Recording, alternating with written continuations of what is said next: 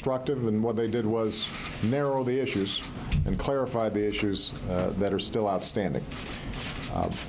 I remain confident that if we're serious about getting something done, we should be able to complete a deal and get it passed and avert a shutdown.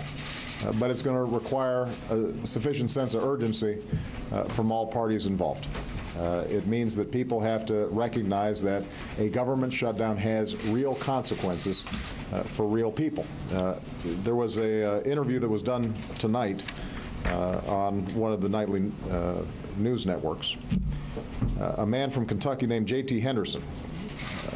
He said he's counting on his tax rebate because his family's been scraping by, and he might not get it if the government shuts down. So J.T. said if he could speak directly to all of us in Washington, he'd tell us that all of this political grandstanding has effects as it trickles down to normal, everyday Americans. I could not have said it better myself. A shutdown could have real effects on everyday Americans. It means that small business owners who are counting on that loan to open their business, to make payroll, to expand, suddenly they can't do it. It means folks who are potentially processing a mortgage, they may not be able to get it. It means that hundreds of thousands of workers across the country suddenly are without a paycheck. Their families are counting on them being able to go to work and do a good job. There are ramifications all across this economy, and at a time when the economy is still coming out of an extraordinarily deep recession, it would be inexcusable, given the relatively narrow differences when it comes to numbers between the two parties, that we can't get this done. So my expectation is that folks are going to work through the night.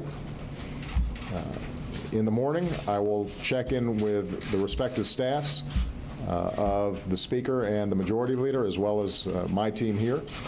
If we haven't made progress, we're going to go back at it again. And we're going to keep on pounding away at this thing because I'm absolutely convinced that we can get this done. There is no reason why we should not be able to complete a deal. There's no reason why we should have a government shutdown unless we've made a decision that politics is more important than folks like J.T. Henderson. That's not why we're elected. That's not why we're sent here. And I want to meet the expectations of the American people in terms of delivering for them. All right? Thank you very much, everybody.